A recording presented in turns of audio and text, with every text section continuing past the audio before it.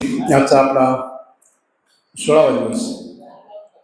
आपण पाहत आहोत बुद्ध आणि त्याचा धर्म. ह्या पवित्र ग्रंथाचं वाचन विश्लेषण आपण ह्या ठिकाणी मागील 15 दिवसापासून ह्या ठिकाणी करत आहोत. आणि पहिल्या भागामध्ये जे काही 7-8 भाग आहेत त्याचं कन्क्लुजन जर आपण बघितलं तर शेवटी बुद्ध कोणत्या स्टेजला गेले? माणसाचं मन. आणि आजचा विषय आपला मनावरच आहे, कारण आपल्याला ते मन समजून घ्यायचे, मनाची डेफिनेशन समजून घ्यायचे, मनाचे विकार समजून घ्यायचे, मन कशाला म्हणतात हे समजून घ्यायचे, मन आणि शरीराचा काय संबंध आहे हे समजून घ्यायचे. जोपर्यंत आपल्याला हे बेसिक तत्त्वज्ञान लक्षात येणार नाही तोपर्यंत बाबासाहेबांनी केलेली क्रांती आणि तथागत गौतम बुद्धांनी 2500 वर्षापूर्वी केलेली क्रांती ही समजणार नाही. आपण बघितलं की एवढा मोठा राजकुमार हा फक्त त्या राजकीय प्रश्नापोटी रोहिणी नदीच्या गृहत्याग केला. 1000 एकरचं जमीन, 1000 एकर असलेला बंगला, सर्व ऐश्वर्य, या सर्व गोष्टीचा त्याग करून तो मुंडन करून काशाय वस्त्र धारण हातात भिक्षापात्र घेऊन हा शेवटी जंगलाकडे चालला जातो.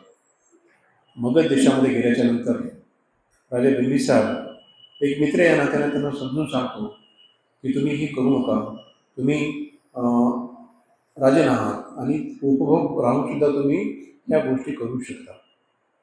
आणि कालांतरानं आपण बघितलं ज्या पद्धतीनं लेकरं शिकतात, पहिली, दुसरी, तिसरी, चौथी, 5वी, 7वी, 10वी, 12वी, ग्रॅज्युएशन, पोस्ट ग्रॅज्युएशन, त्यावेळेस त्यांनी बघितलं की भाई ही पृथ्वीची उत्पत्ती कशी झाली, हे ऋषीमुनी काय करतात, खरंच ही सृष्टी देवान निर्माण केली आहे का, किंवा ही अजून कोणी निर्माण केली आहे, या गोष्टीची त्यांना ती चिंता वाटत होती. आणि त्या चिकित्सेपोटी ते भृग ऋषीच्या आश्रमात जातात. तिथं आत्मक्लेशाचे कार्यक्रम भरपूर असतात, कारण जे काय आपण अघोरी विद्या सुद्धा पाहतो ती पूर्णतः अघोरी विद्या त्या भृग ऋषीच्या आश्रमामध्ये चालली होती.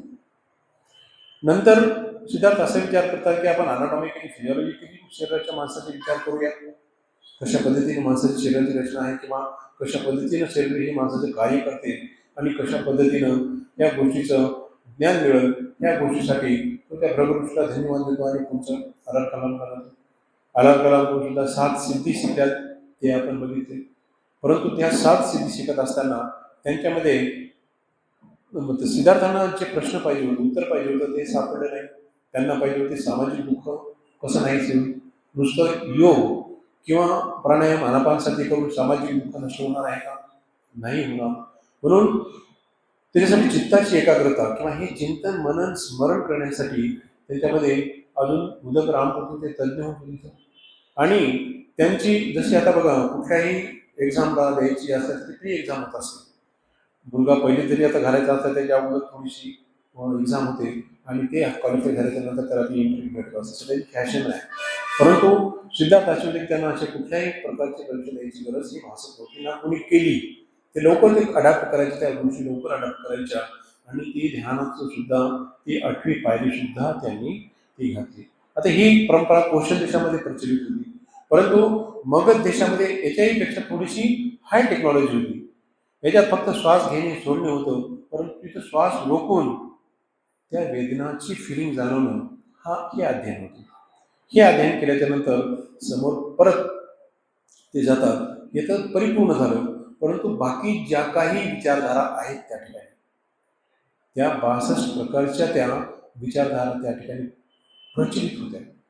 त्यापैकी 6 कोणत्या होत्या त्या विचार करण्यायोग्य, बाकी त्या त्यांनी कथन नाही केल्या, कारण त्याही त्यांचं गोष्टीचं आत्मसात केलं. खा प्या मजा करा, कोणी आत्मक्लेश करत होतं, कोणी इथेच स्वराचार करत होतं आणि मोज मजा करत होतं.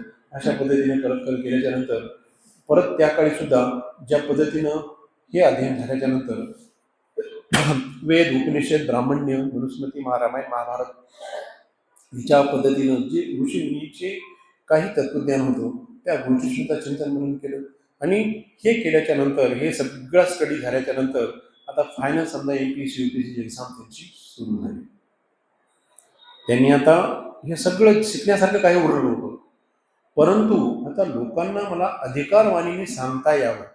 आता मी तर हे शिकलो, परंतु मी जोपर्यंत मी स्वतः हे परीक्षण नाही करून पाहणार तोपर्यंत लोकांना कसं सांगू. म्हणून त्यांनी ती कठोर तपश्चर्या सुरू केली. आणि कठोर तपश्चर्या सुरू करत असताना त्यांचा आत्मक्लेश एवढा टोकास गेला होता की अंगावरती सुद्धा घामाच्या अशा खपल्या झाल्या होत्या. अंगावर अशी मुंग्या वारुळ करत होते. ऊन वारा थंडी त्याच्यावर पूर्ण अटॅक करत होते. परंतु कुठल्याही गोष्टीच्या त्यांनी परिणामाची त्यांनी ती चिंता केली नाही. मार्श यांना त्यांना खात होती ते अध्ययन करत असताना. आणि असं करत केल्याच्या नंतर जेव्हा त्यांचं शरीर खूप क्षीण झालं, कारण त्यांना बघितले की पूर्ण श्वास येतोय जातोय, शरीरातले सगळे अवयवचं पोषण होते, पूर्ण हाड मांस वाळून चालले, पूर्ण मांस हे पाठाच्या कण्याला लागायले. आणि अशा पद्धतीनं शेवटी जीव जायला थोडा वेळ राहिलेला आहे. त्या कंडिशनला ती सुजाता नावाची दासी येते, पन्ना नावाची, आणि जसं काय देवतात बसलेले आहेत त्या सुवर्ण पात्रामध्ये त्यांना ती खीर दान देते. आणि खीर प्राशन्य केल्याच्यानंतर थोडंसं त्यांना एनर्जी येते. एनर्जी आल्याच्यानंतर ते त्या घाटावरती जातात. घाटावर गेल्याच्या नंतर ते खीर प्राशन करतात, हातपाय स्वच्छ धुवून. आणि त्यावेळेला त्यांचं एवढी कॉन्फिडन्शियल लेवल वाढलेली असते की ते पात्र नदीच्या उलट दिशेने फिरतात, ते उलट पात्र जाते आणि काटा नावाच्या काळाची त्या ठिकाणी ते आपण इथपर्यंत बघितलं. नंतर त्या स्टेजपर्यंत आले की सिद्धार्थ तिकडे ह्या जर गोष्टी करायच्या असत्या तर माणूस अन्न पाणी खाऊन सुद्धा ह्या गोष्टी करू शकतो. मग कशाला पाहिजे आत्मक्लेश, कशाला पाहिजे यज्ञ, कशाला पाहिजे यज्ञयाग, कशाला पाहिजे पूजा, कशाला पाहिजे हवन, किंवा कशाला पाहिजे बाकी ज्या काही म्हणजे मोक्षाच्या प्राप्तीसाठी जे काही गोष्टी सांगितलेल्या होत्या किंवा ज्या काही शिकलेल्या होत्या किंवा ज्या काही त्या आश्रमामध्ये होत्या त्या काय करायच्या, हे आपण खाऊन पिऊन सुद्धा आपण हे करू शकतो. या गोष्टीवर आल्याच्या नंतर 40 दिवस पुरल एवढं त्यांनी अन्न पाणी साठा कलेक्ट केला.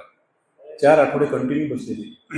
आणि त्या 4 आठवड्याने पद्धतशीर ज्या पद्धतीनं म्हणजे खले कपोत न्याय जो असतो, एखादा शेतकरी आहे, शेतकरीला पाणी सोडल्याच्या नंतर ज्या पद्धतीनं एक वाकाने भिजलं की दुसऱ्या वाकाने भिजते, दुसऱ्या वाकाने भिजते की तिसऱ्या वाकाने भिजते, त्याला खले कपोत न्याय असं म्हणतात. आणि या खले कपोत न्यायाप्रमाणे त्यांनी एक एक एक एक पूर्ण ते अध्ययन, चिंतन आणि मनन केलं प्रत्येक गोष्टीचं. मग त्याच्यामध्ये आनापानसती आलं, ध्यानधारणा आली, अंतरंग योग आले, बहिरंग योग आले. सगळ्यांचं जे कॉम्बिनेशन होतं ध्यानाचं ते फक्त श्वासाशीच निगडीत होतं. आणि जे काही त्यांच्यामध्ये म्हणजे हे ईश्वरानं निर्माण केलं असेल का, मग ईश्वरानं जर निर्माण केलं असेल मग त्याचं अस्तित्व काय आहे, ज्या पद्धतीनं प्रत्येक गोष्टीला सत्याचं प्रमाण पाहिजे. आणि हे सत्याचं प्रमाण पुरावा असल्याशिवाय कोणत्याही गोष्टी ग्राह्य धरल्या जाऊ नये या निष्कर्षापर्यंत आले. आणि त्या प्रत्येक गोष्टीच्या चिंतनातून तर्क शक्ती, अन्वेषण, संकल्पना, बॅलेन्स, टेक्निक या गोष्टीनं त्या 4 स्टेपनं त्यांनी ते अध्ययन केलं. आणि शेवटी त्यांनी एक कन्क्लुजन केलं की या सर्व गोष्टीचं कारण हे मन. फक्त माणसाच्या मनात जे काही उद्भवते तेच माणसाच्या घडत असते. माणसाचं मन हे शेतीप्रमाणे आहे, एका बागेप्रमाणे. त्या बागेला जसं आपण एखाद्या शेतीला जे पेरू तेच उगवतं, त्या शेतीची जशा पद्धतीनं मशागत करू आपण त्या पद्धतीनं तिथं तणकट येणार नाही किंवा बाकी एक्स्ट्रा ग्रास येणार नाही. त्याच पद्धतीचं माणसाचं मन आहे. म्हणून ह्या सुपीक मनाला कशा पद्धतीनं अजून सुपीक करता येईल हे त्यांना ते कारण सापडलं. म्हणून सगळ्या गोष्टीचं जे काही त्या 2 गोष्टीवर त्यांनी स्वतःशीच म्हणजे क्वेश्चन केला, तपश्चर्याचा त्याग केल्याच्या नंतर, की ह्या गोष्टी जगामध्ये दुःख आहे आणि दुःखाचं निवारण सुद्धा आहे, स्वतःच प्रश्न केला. कारण आपण जे आता 6 वर्षात पूर्ण दुःखच भोगलेलो, प्रत्येक गोष्टीचे दुःख भोगले, परंतु त्यांना काही सापडलं का, नाही सापडलं. आणि त्याचं निवारण सुद्धा अन्नग्रहण केल्यानं केले, दुःखाचं म्हणजे निराकरण सुद्धा केले. नंतर आपण विस्तारानं त्या गोष्टी बघूयात. परंतु आजचा विषय आहे फक्त आपलं मन. मनाला सत्याचं प्रमाण पाहिजे आणि चित्ताची एकाग्रता हीच खरी साधना आहे. माणसाला जर चांगलं जीवन जगायचं असेल, पूर्ण ऐश्वर्ययुक्त जीवन जगायचं असेल तर त्याचं हे चित्तशुद्धी पाहिजे. आणि तिसरं जे ध्येय सांगितलंय, तिसरी जी गोष्ट किंवा तिसरं जे वैशिष्ट्य आहे की सबपाप सकर्ण कुशलस्य उपसंपदा सचित्त परिदपन एत बुद्धान शासन.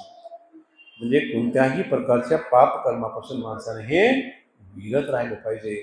आणि चौथा जो मुद्दा सगळ्यात महत्त्वाचा, ज्याच्यासाठी बाबासाहेबांनी रिडल्स दिलं, ज्याच्यासाहेब ज्या गोष्टीमुळे आपले असंख्य बोधवाडी म्हणा किंवा बुद्ध वस्तीवर हमले झाले, ते रिडल्सनी हिंदुझम बाबासाहेबांनी लिहिलं की हे जे धर्म आहे, हे कुठल्याही धर्म पुस्तकात आहे म्हणून तुम्ही मान्य करू नका. तुम्हाच्या मनाला जर पटत असेल तेव्हाच ते ग्राह्य घ्या. प्रत्येक गोष्टीची परीक्षा ही परीक्षा झालीच पाहिजे. आणि शेवटी तुमच्या मनाला जर योग्य वाटत असेल तर तो धर्म स्वीकारावा. आणि आचरणशील धर्म असला पाहिजे. केवळ पुस्तकात असून चालणार नाही. तुमच्या प्रॅक्टिकल जीवनामध्ये जर असला तर त्या गोष्टीला स्वीकारा. किंवा एखाद्या धर्मशास्त्रात किंवा एखाद्या धर्मग्रंथात सांगितलं आहे म्हणून ते स्वीकारू नका. कोणी एखाद्यानं मोठ्या व्यक्तीनं सांगितलं आहे म्हणून ते सांगू नका. एखाद्या श्रेष्ठ संतांना आहे म्हणून सांगितलं म्हणून शिकू नका. ते कोणी अपौरुषीय दावा केला म्हणून ते स्वीकारू नका. प्रत्येक गोष्टीची परीक्षा झालीच पाहिजे. आणि अशा पद्धतीनं त्यांनी ते स्वतंत्र ग्रंथ दिला. त्याचे रेफरन्स याच्यासुद्धा आलेले आहेत. आपण टप्प्याटप्प्याने ते बघणार आहोत. आणि त्या पद्धतीनं आपण जे 3 पुस्तकं सांगितले, ते रिव्होल्युशन आणि काउंटर रिव्होल्युशन, याच्यामध्ये क्लिअर कट डेफिनेशन केलेले आहेत. त्या जर आपल्याला मनात पटत असतील नक्कीच तुम्ही दुसरा धर्म स्वीकारू शकता, नो डाऊट.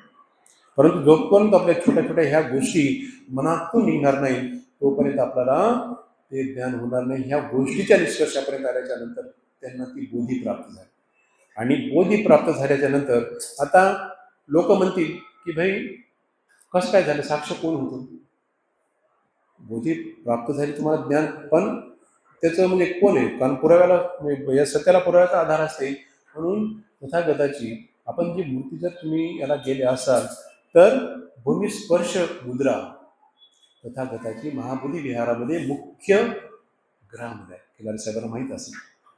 कारण त्या ठिकाणी एक हात ठेवलेला आणि एक पृथ्वीच्या साक्षीने मी हे काही ज्ञान कमवलं आहे, पृथ्वीची साक्ष ठेवून हे जगाला त्यांनी सांगितलं. आणि ते 1700 वर्षापूर्वीची मूर्ती आज सुवर्ण जडित जी आपल्या बोधीगयेचं महाविहार टेम्पल जे आहे त्याच्या त्या मुख्य जे ग्रह आहे खालचं त्या ठिकाणी ती विस्थापित आहे. 1700 वर्षापूर्वी सध्या त्यांनी सुवर्ण यांनी बघितलं आहे. एक बुद्धाचा हात खाली आहे आणि एक नॉर्मल लेवल आहे. जी भूमिस्पर्श म्हणजे पृथ्वीला मान्य करून त्या ठिकाणी त्यांनी ती म्हणजे हे केलेली आहे. आणि ह्या पद्धतीचं म्हणजे ही जी 3ऱ्या नंबरची जी आपण पाहतो तर ही जे ज्ञानप्राप्तीचं जी सबूत आहे ही ती मूर्ती आहे. आणि प्रत्येक आपण एक एक मुद्रेचं आपण विस्तारानं डेफिनेशन पाहणार आहोत की जसं ज्या पद्धतीनं सत्याला पुराव्याचा आधार लागते. ही 1700 वर्षापूर्वीची मूर्ती आज